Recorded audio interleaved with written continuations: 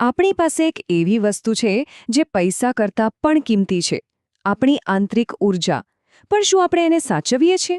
ચાલો આજના વિશ્લેષણમાં સમજીએ કે આ ઊર્જાનું સંચાલન કેવી રીતે કરવું.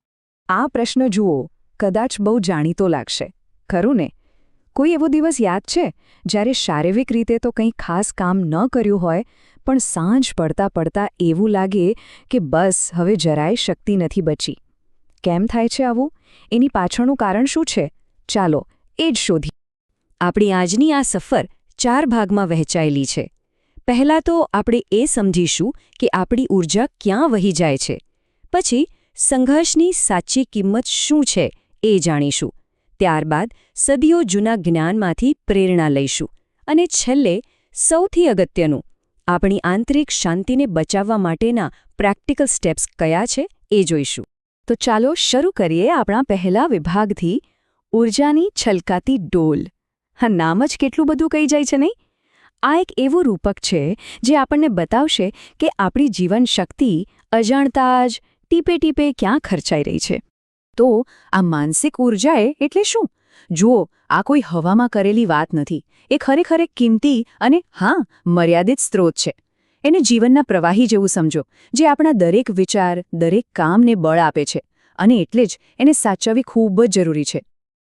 હવે સૌથી રસપ્રદ વાત, આપણી આ કિંમતી ઊર્જાની ડોલ કોઈ મોટી દુર્ઘટનાથી નથી ફૂટતી. ના, એ તો આ નાની નાની તિરાડોમાંથી ધીમે ધીમે વહી જાય છે. રોજિંદી દલીલો, આપણા અહમનો ટકરાવ, સતત ચાલતા નાના મોટા વિવાદો, આ જ એ છેદરો છે જે આપણી ડોલને ખાલી કરી રહ્યા છે અને આપણને ખબર પણ નથી પડતી. અને જ્યારે ડોલ આ રીતે ખાલી થાય, ત્યારે પરિણામ શું આવે? આ સ્લાઇડ પર લખેલી લાગણી. કશું જ કામ ન કર્યો હોય, છતાં દિવસના અંતે એકદમ થાકી જવું. આ કોઈ સામાન્ય શારીરિક થાક નથી. આ એક સ્પષ્ટ સંકેત છે કે આપણી માનસિક ઊર્જા ખતમ થઈ રહી છે. પણ સવાલ એ છે કે આપણી ડોલમાં આ તિરાડો પડે જ કેમ છે? આ જ સમજવા માટે આપણે બીજા વિભાગમાં જઈ રહ્યા છીએ, સંઘર્ષની ઊંચી કિંમત. અહીં આપણે એ સમજીશું કે નાની નાની દલીલોની આપણે ખરેખર કેટલી મોટી કિંમત ચૂકવીએ છીએ. એક વાત હંમેશા યાદ રાખવા જેવી છે, કોઈ પણ વિવાદ એ ઉકેલ માટે નથી હોતો. એ તો બે અહંકારનો ટકરાવ હોય છે. એમાંથી ક્યારેય કોઈ સમાધાન નથી નીકળતું, બસ લોકો વચ્ચેનું અંતર વધતું જાય છે. અને આ નુકસાન માત્ર ભાવનાત્મક નથી, એ શારીરિક પણ છે. વિજ્ઞાન પણ આ વાત માને છે. જરા આ આંકડા પર ધ્યાન આપો. ફક્ત 1 મિનિટનો ગુસ્સો, ફક્ત 1 મિનિટ, આપણી રોગ પ્રતિકારક શક્તિને, એટલે કે બીમારી સામે લડવાની તાકાતને 4 કલાકથી પણ વધારે સમય માટે નબળી પાડી દે છે. વિચારો, એક નાનકડી દલીલની આપણા શરીર પર કેટલી ગંભીર અસર થાય છે. આ સ્લાઇડ બધું જ સ્પષ્ટ કરી દે છે. આપણી સામે 2 રસ્તા છે. એક, દલીલ જીતવી, જે આપણા અહંકારને થોડીવાર માટે ખુશ કરે છે. અને બીજો રસ્તો છે શાંતિ જાળવવી, જે આપણી ઊર્જામાં લાંબા ગાળાનું રોકાણ છે. પસંદગી એકદમ સ્પષ્ટ છે, ખરું ને? સાચી સમજદારી ઊર્જા બચાવવામાં છે, એને વેડફવામાં નહીં. તો આ સમસ્યાનો ઉકેલ શું છે? અને જાણો છો, આનો જવાબ કોઈ નવી ટેકનિકમાં નથી, પણ આપણા સદીઓ જૂના જ્ઞાનમાં છુપાયેલો છે.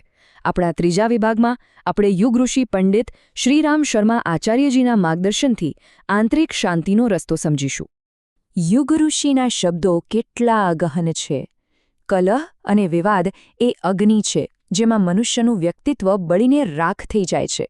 એ સંઘર્ષને એક એવી આગ સાથે સરખાવે છે જે આપણી અંદરની બધી જ સારી વસ્તુઓને બાળી નાખે છે. અને એ સ્પષ્ટ કહે છે કે ઈશ્વરીય કૃપા ત્યાં જ વસે છે જ્યાં શાંતિ અને સુમેળ હોય. અને અહીંયા જ આપણને ઉકેલ મળે છે. યુગઋષિ કહે છે, બુદ્ધિશાળી તે છે જે નાની બાબતોને અવગણતા શીખી લે છે. સાચી બુદ્ધિમત્તા નાની નાની વાતોમાં જીતવામાં નથી, પણ એને અવગણીને પોતાના મનને બચાવવામાં છે, જેથી એ ઊર્જાનો ઉપયોગ કોઈ સારા, રચનાત્મક કામમાં થઈ શકે.